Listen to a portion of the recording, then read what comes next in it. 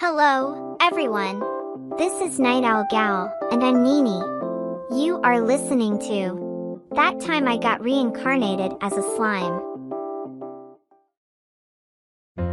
By my count, it had been 90 days since I was reincarnated as a slime. To be more precise, 90 days, 7 hours, 34 minutes, and 52 seconds. How was I so sure about this? Turned out that was one of the many side effects of evoking that great sage skill. Holy cats, was that thing helpful? Talk about your best friend in a pinch. Any question that popped to mind, it instantly provided the answer. According to this sage, it took 90 days for the skill to fully fuse itself with my soul. Normally, it would be unable to provide responses in the form of conversation, but in order to answer my questions, it apparently revamped itself, diverting part of its world language powers to assist me. That's how it was explained to me, at least.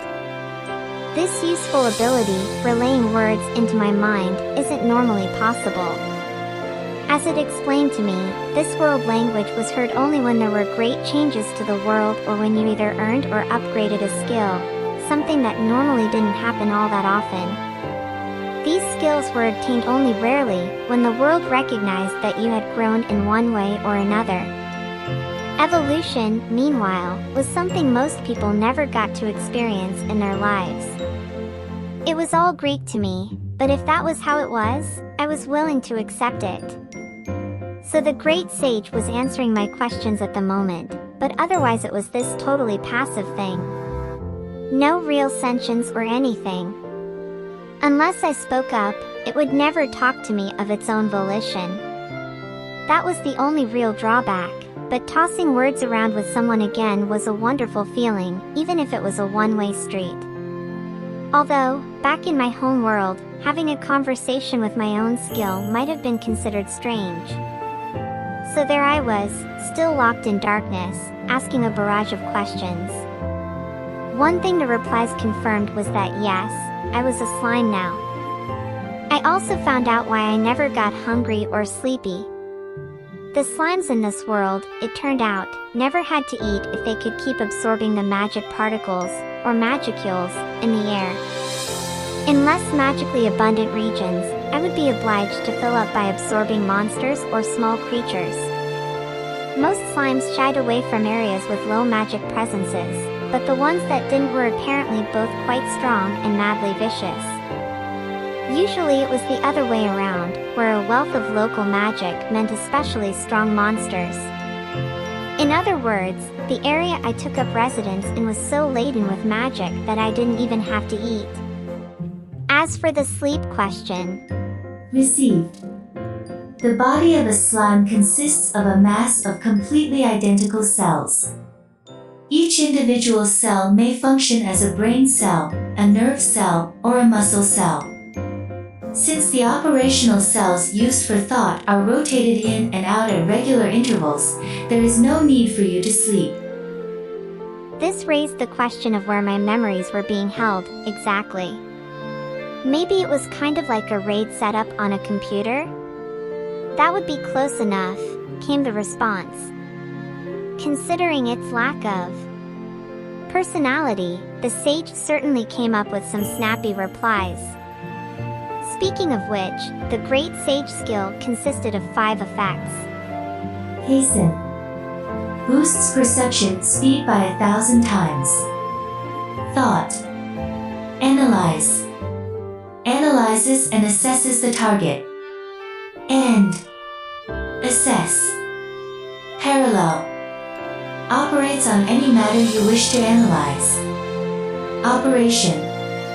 Separating it from the regular thought process. Cast. Annuls the casting period required when using magic. Cancel. Etc. All of. Provides full coverage of all unsuppressed matter and creation. Phenomena in this world.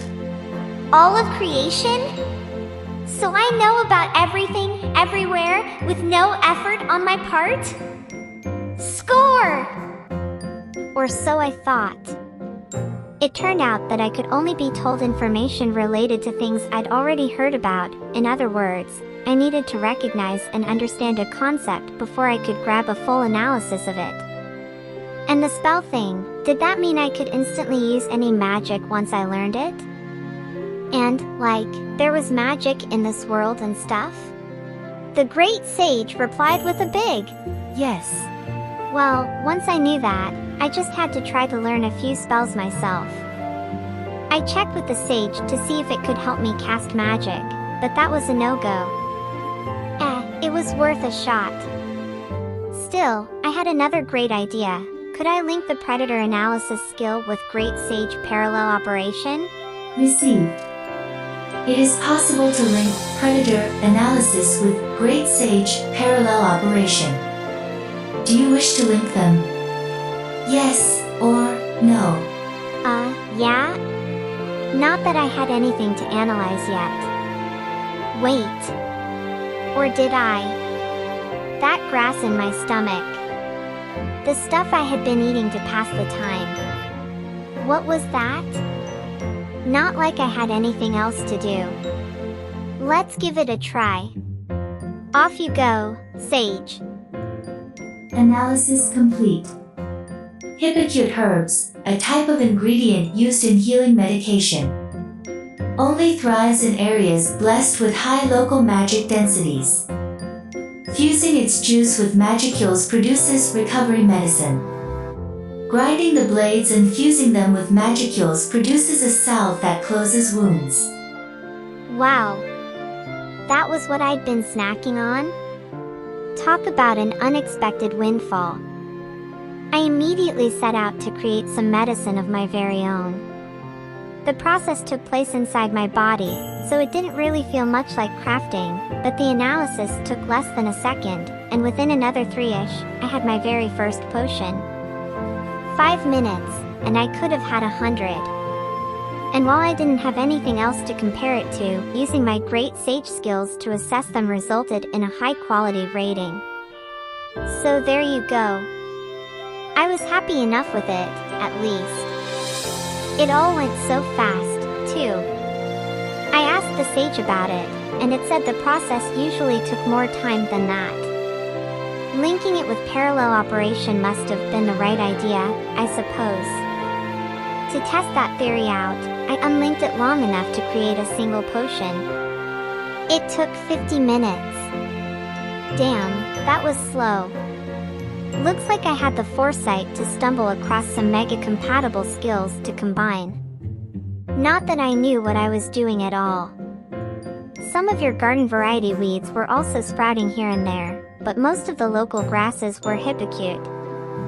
How about that? So I decided, as a little insurance, to predate all the herbs I could in the area and turn my stomach into a little recovery potion factory. I didn't have much else to occupy my time. It was still pitch black in here. There was no doubt about it. I had put my guard down. I had a partner who granted me skills and the ability to engage in, kind of passive, conversation, and I let it get to my head. I suppose that had a lot to do with how for 90 days in a row, I never ran into any other creatures. No danger to my life whatsoever. But either way, I had let my guard down. For an instant, I was like, huh? I felt a sudden sensation that I had grown lighter or heavier or, like, unstable. Did I fall in some water? In the past 90 days, I hadn't felt so much as a drop of water hit my body. I'd assumed I was in a rain-free cave or some other kind of shelter, so I had never even entertained the possibility before. I had probably slipped into a river or something. Rivers don't exist indoors, so maybe it was some kind of underground creek in this cave I was in. Up to now, I had been careful with every step I took, making sure everything remained steady in the darkness. But after learning about my skills, getting full of myself, and using predation to eat a pasture's worth of grass, I had stopped paying attention to what was under me. I was always like that. getting cocky, then screwing it all up in the end. I'd proclaim to a customer, "Oh, absolutely. That won't be any problem at all," and then have hell to pay. It had happened over and over. I still remember the spiteful looks the rest of my team gave me for it. Too bad I didn't think to stop myself in time. What kind of idiot runs off into parts unknown when they can't even see? If I survived this, I was gonna give myself what for. Of course, given my personality, I doubted I'd learn anything from it. It was funny how serenely I was handling this whole thing, though. Not like I had much in the form of arms or legs I could flail about in horrified panic. Guess it's over, then. Pretty short lifetime, even by slime standards, maybe. I said my final prayers, awaiting my inevitable suffocation. Suffocation never came. Why not? Did I not fall in the water? Time to call on the sage, maybe. Received. A slime's body operates exclusively on magicules. Oxygen is unnecessary, and therefore, so is breathing. That is why you have not been engaging in that behavior. Oh. Right. I wasn't paying attention, but I guess there wasn't any breathing, was there? Made sense. Even after 90 days, I was still learning something new. But now wasn't the time to celebrate. I had fallen into water, and even if I wouldn't die, it did still put me in kind of a bind. What now? I couldn't really tell whether I was floating or sinking. My lack of limbs precluded any attempt at swimming. Would I wind up at the bottom sooner or later and be able to creep my way back to the surface? Or was I doomed to bob around in the middle of the current, never reaching much of anywhere? Though, if anything, it felt less like a violent torrent and more like I was being rocked in a cradle. Very gently rocked. It felt pretty good, even. Something told me this wasn't flowing water after all. Maybe it was a lake, not a river. I didn't feel as though I was being taken anywhere. I was just kind of bobbing up and down, like a plastic bag, and it didn't feel as if I'd ever hit bottom. If things stayed this way, I was in big trouble. What now? Just then, my brain cells, or my slime body, I guess, came up with an ingenious plan. Maybe I could go all predator on this water and then spit it out for some water jet propulsion.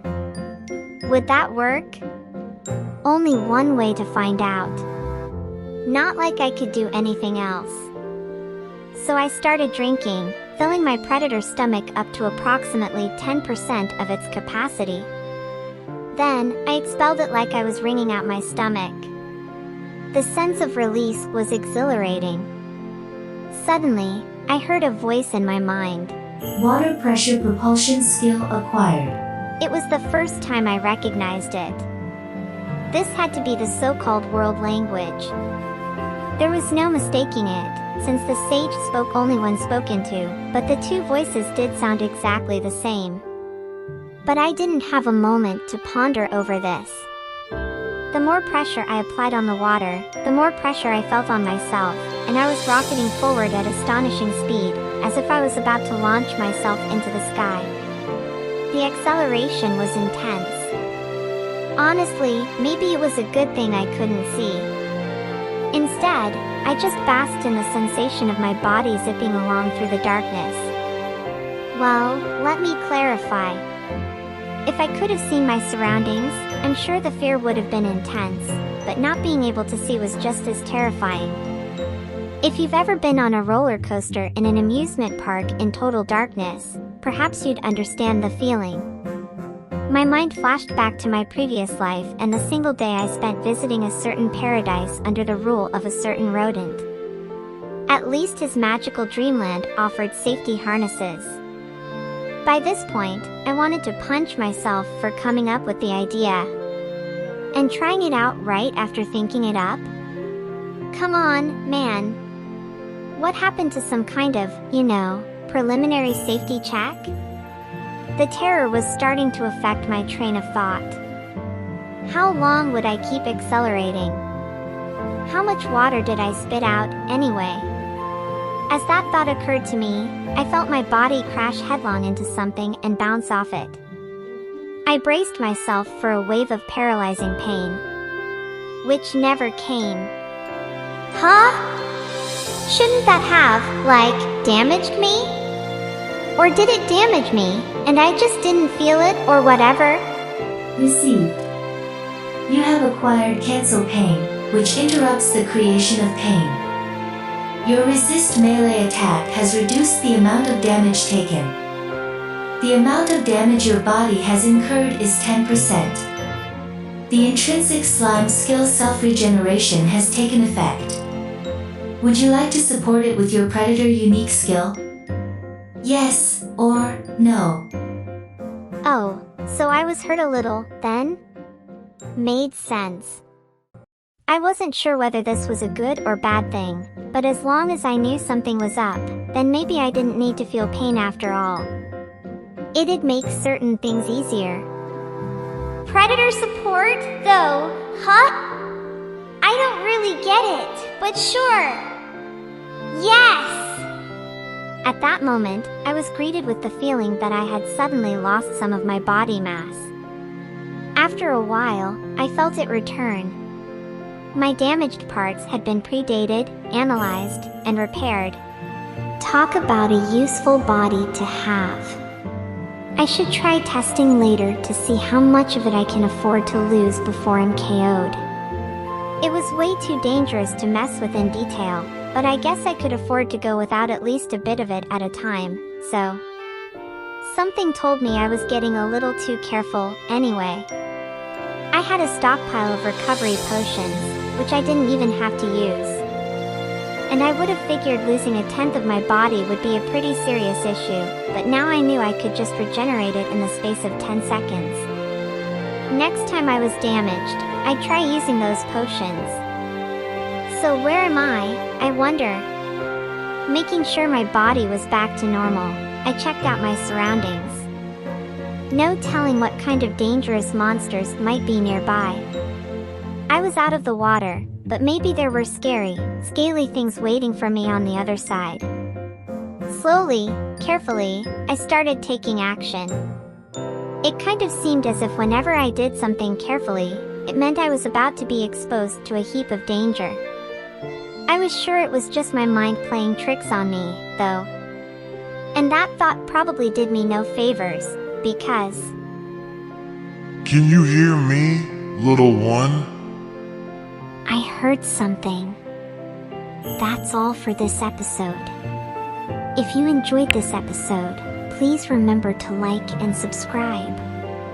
See you next time.